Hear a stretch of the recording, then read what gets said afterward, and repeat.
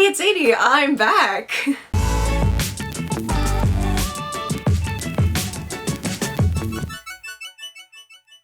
Welcome everybody to the year 2020. I had 2 videos that lasted maybe, 3 weeks. I'm so sorry about the hiatus, you guys.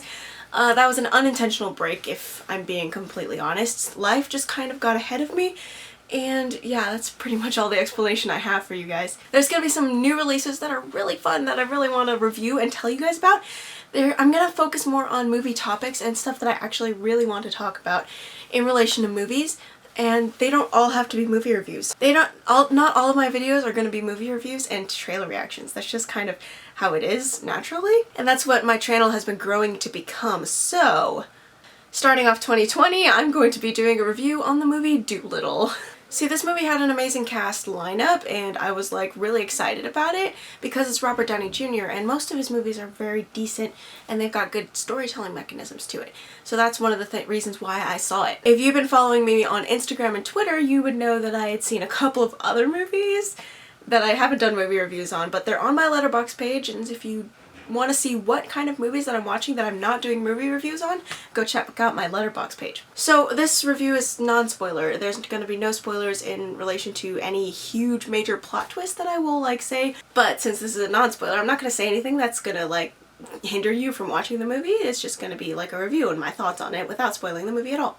So what I did like was the cast list. That was the reason why I went to go see this, also because of Robert Downey Jr. He's a really good performer and I enjoy most of the things that he's been in, at least most of the mainstream stuff. I haven't seen a lot of things that he's been in his past, or even the indie stuff that he's done, but the stuff that I do like, I liked him in Sherlock Holmes, and I did like him in some of the Iron Man movies, and I liked the way that he played the characters. And so I went to this movie like, okay, this is a Robert Downey Jr. movie as the main character. It's probably going to be a decent storyline. Then I came out of the movie like, oh, what just happened? So for movie news and stuff, I found out that Dolittle had to do a almost complete reshooting of everything to make it a little bit more kid-friendly than it was originally. And that showed a lot in what the final product was. It's a fun movie and there's a lot of fun moments. There's some really cool things that happen when they're paralleling what normal people can hear and then what Dr. Dolittle can hear, and there's some really cool stuff there, but that's pretty much it. That there's no redeeming qualities about this movie. The storyline was completely scattered. The characters had no purpose or definition to them. There was no depth to the characters other than Dr. Dolittle, and even he had just surface level stuff.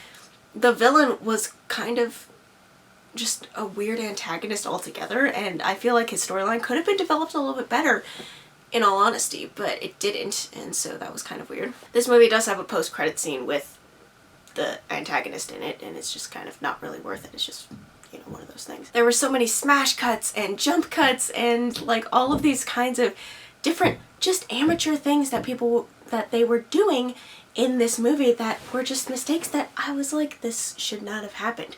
But I think it mostly happened due to the reshooting that happened. And overall, it was just really lazy and choppy and very rushed, I felt like. The CGI, they didn't use any real animals, at least from what I could tell.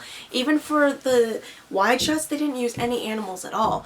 And I feel like that didn't pay off as well as they thought it was going to, especially with animals that we're familiar with. There was a lot of things like different coloring of the characters versus the rest of the background. Like, you could tell the green in the feathers of somebody wasn't the same as the green in the background. Just simple mistakes like that were happening, and I'm like, this is a major feature film that cost $150 million?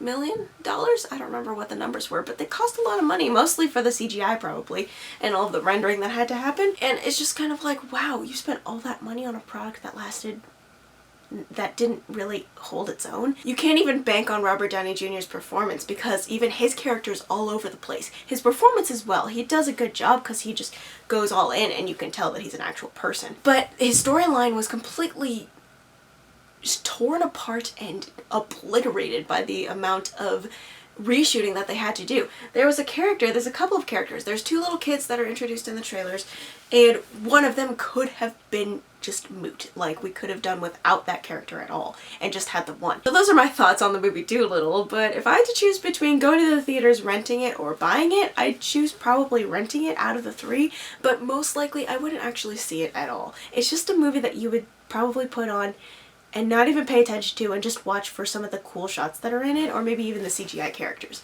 And I'm gonna end with your question of the week, which is, what is your favorite animal? Let me know in the comments down below. Also, what you thought of this movie if you have seen it. If you haven't seen it, are you going to see it? Let me know in the comments down below there. Before you scroll all the way down though, doing all those things, there's 3 buttons that I would like you to hit. The like button, the subscribe button, and the bell notification icon. The like button lets me know that you like this video and you want me to keep doing movie reviews. The subscribe button means that you really like my channel overall and encourages me to create more. And the bell notification is specifically for you guys, in order for you to know when I upload a new video. You'll be one of the first people to know when I upload a new video. As always, thank you guys so much for watching. Have a great random Thursday. I will see you on the other side of the screen.